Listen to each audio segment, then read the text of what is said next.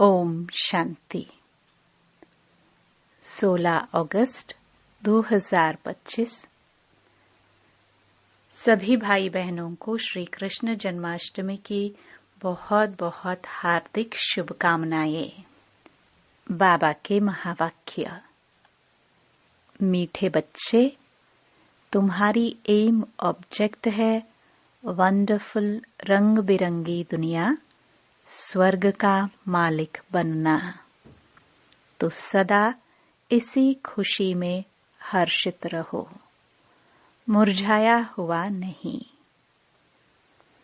प्रश्न: तकदीरवान बच्चों को कौन सा उमंग सदा बना रहेगा? उत्तर: हमें बेहद का बाप नई दुनिया का प्रिंस प्रिंसेस बनाने के लिए पढ़ा रहे हैं। तुम इसी उमंग से सबको समझा सकते हो कि इस लड़ाई में स्वर्ग समाया हुआ है। इस लड़ाई के बाद स्वर्ग के द्वार खुलने हैं। इसी खुशी में रहना है और खुशी खुशी से दूसरों को भी समझाना है। गीत। दुनिया रंग रंगीली बाबा। ओम शांति। यह किन्होंने कहा बाबा को कि दुनिया रंग बिरंगी है? अब इनका अर्थ दूसरा कोई समझ न सके। बाप ने समझाया है, यह खेल रंग रंगीला है। कोई भी बायोस्कोप आदि होता है तो बहुत रंग बिरंगी सीनरिया आदि होती है ना। अब इस बेहद की दुनिया को कोई जानते ही नहीं। तुम्हारे में भी नंबरवार पुरुषार्थ अनुसार सारे विश्व के आदि मध्य अंत का ज्ञान है। तुम समझते हो स्वर्ग कितना रंग बिरंगा है, खूबसूरत है, जिसको कोई भी जानते नहीं, कोई की बुद्धि में नहीं है।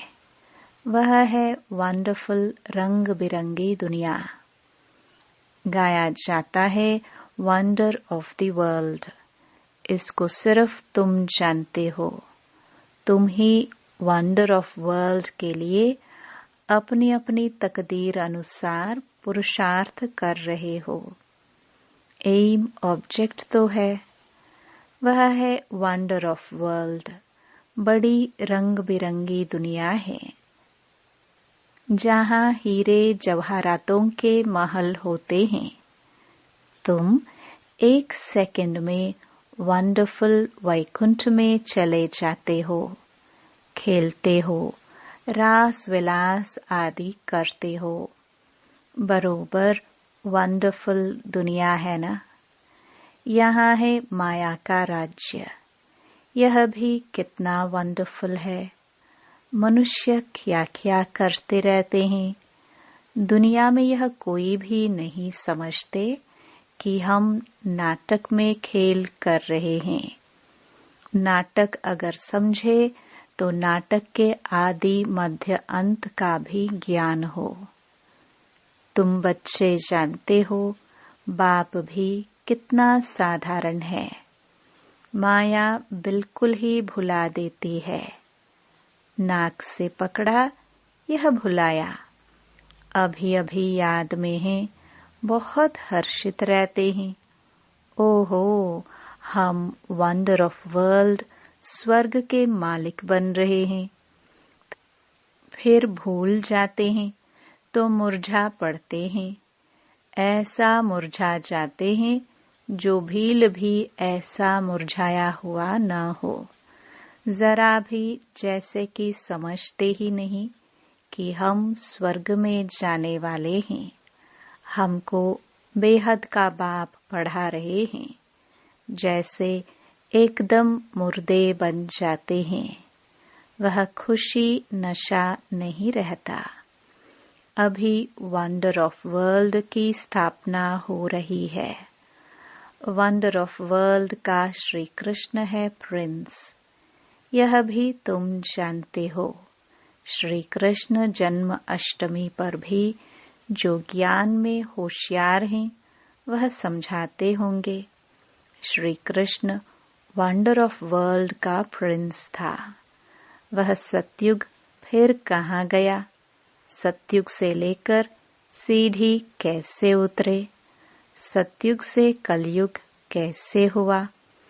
उतरती कला कैसे हुई? तुम बच्चों की बुद्धि में ही आएगा।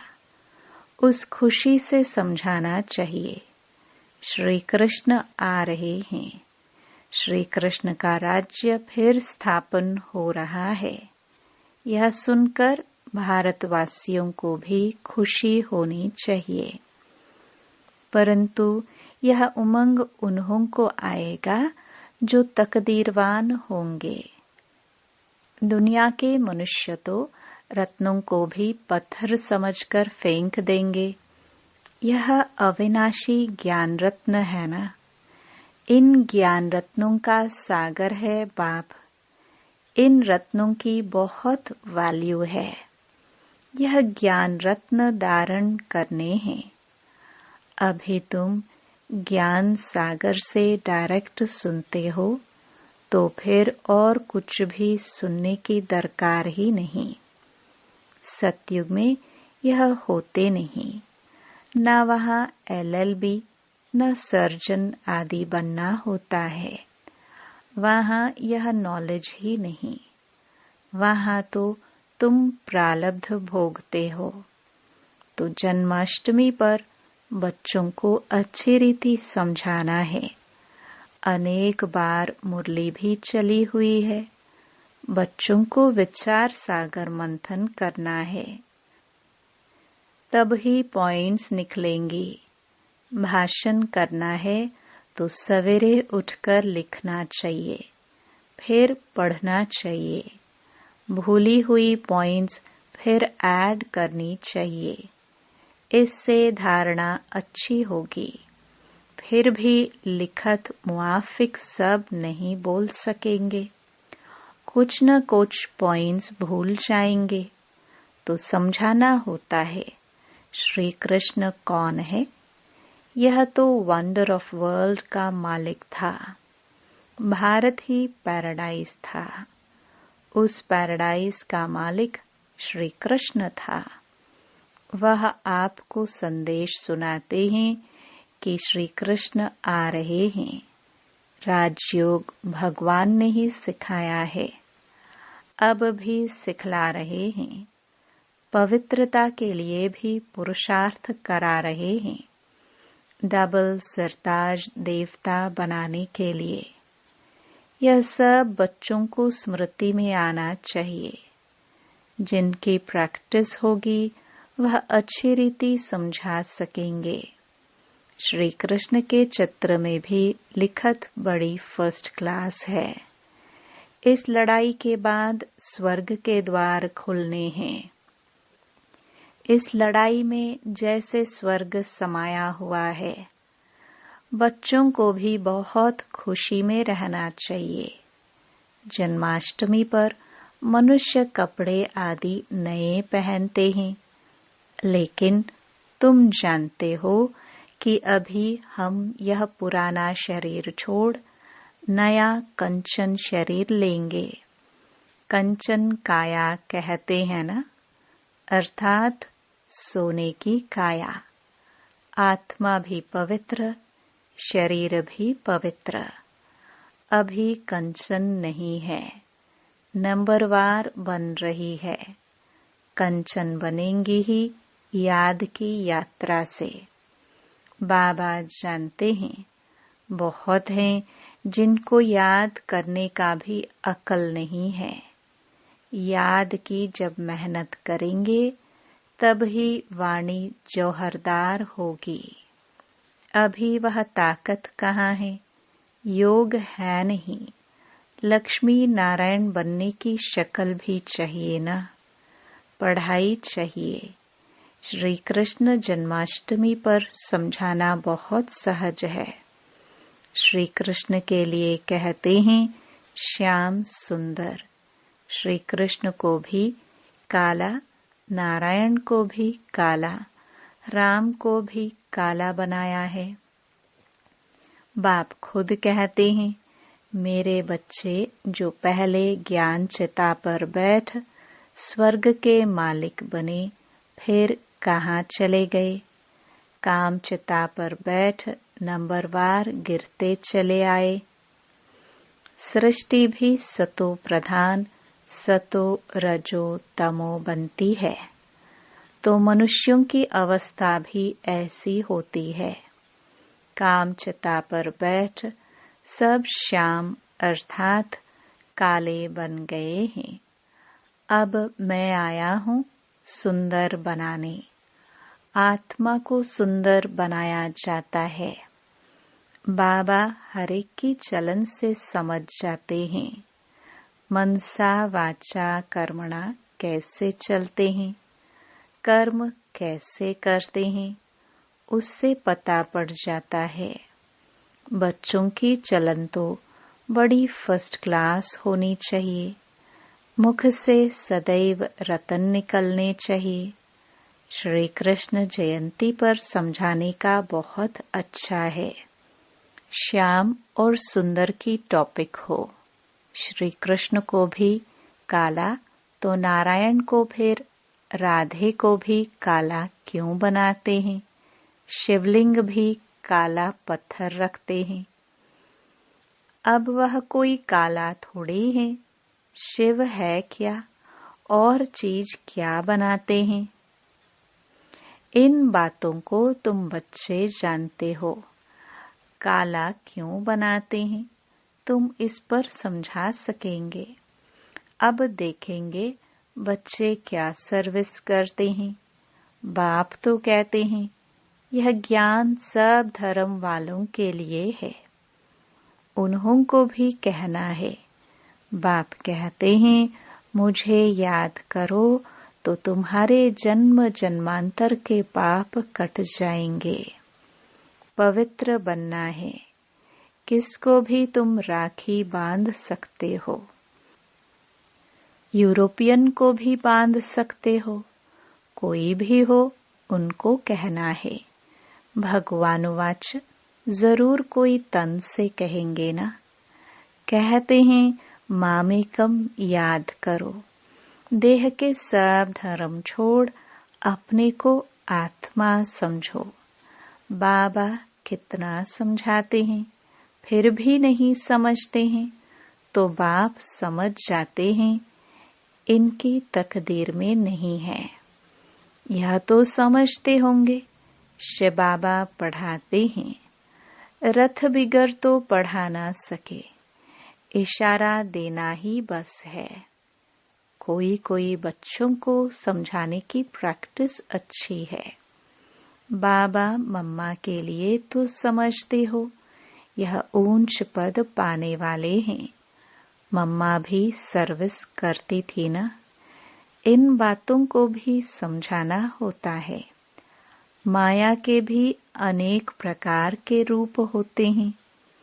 बहुत कहते हैं हमारे में मम्मा आती है, शिव बाबा आते हैं, परंतु नई नई पॉइंट्स तो मुकर्रर तन द्वारा ही सुनाएंगे कि दूसरे किसी द्वारा सुनाएंगे।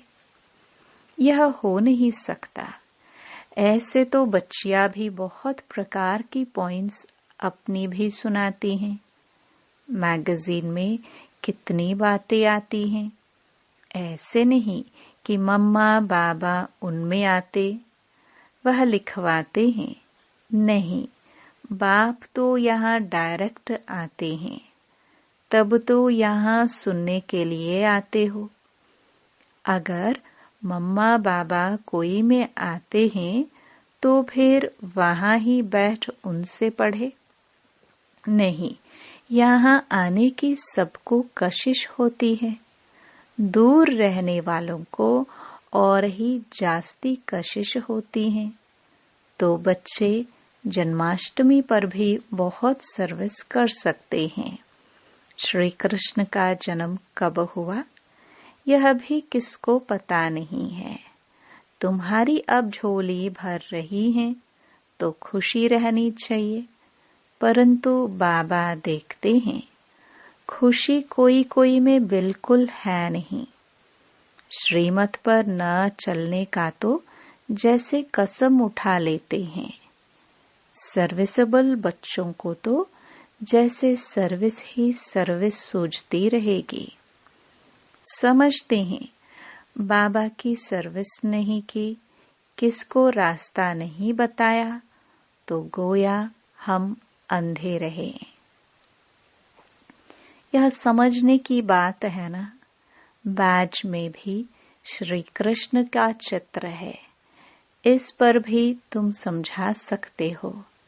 कोई से भी पूछो इन्हों को काला क्यों दिखाया है, बता नहीं सकेंगे।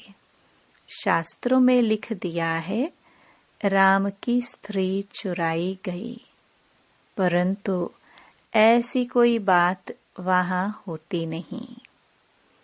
यह भारतवासी ही परिस्तानी थे, अब कब्रस्थानी बने हैं।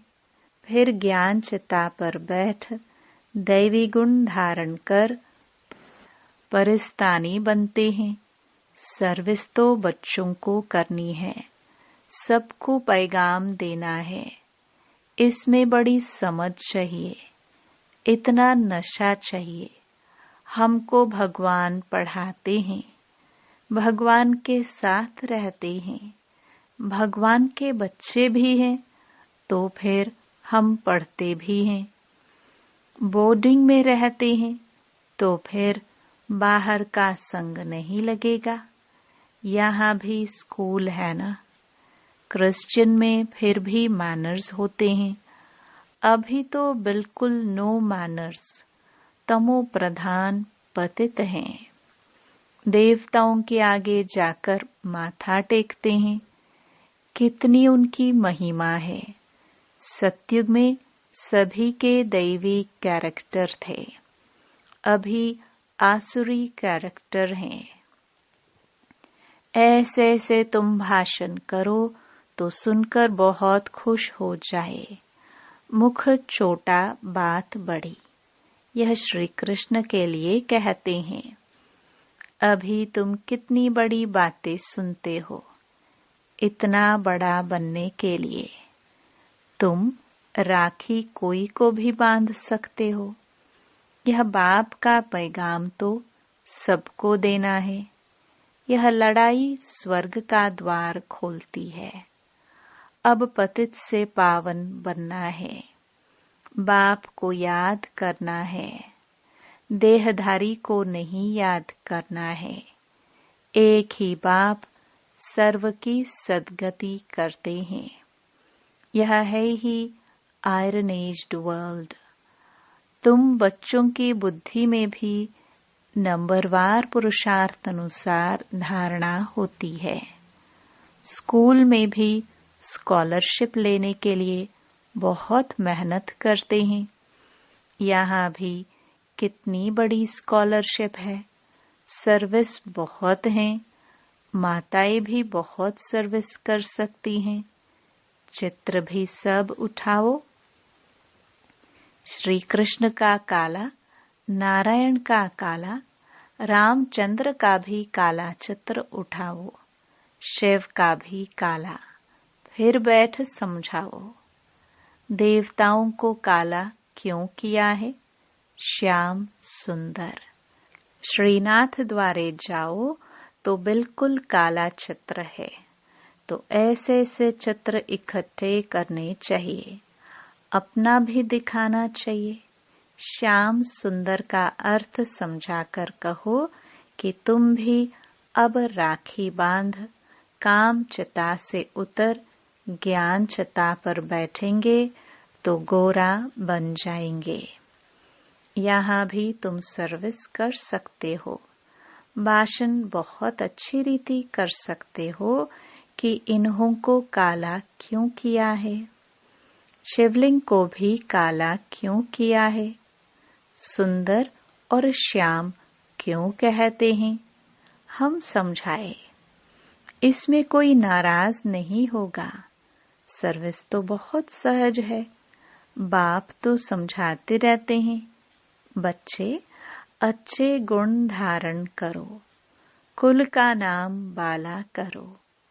तुम जानते हो, अभी हम ऊंचते ऊंच ब्राह्मण कुल के हैं। फिर राखी बंधन का अर्थ तुम कोई को भी समझा सकते हो। वेश्याओं को भी समझाकर राखी बांध सकते हो। चित्र भी साथ में हो।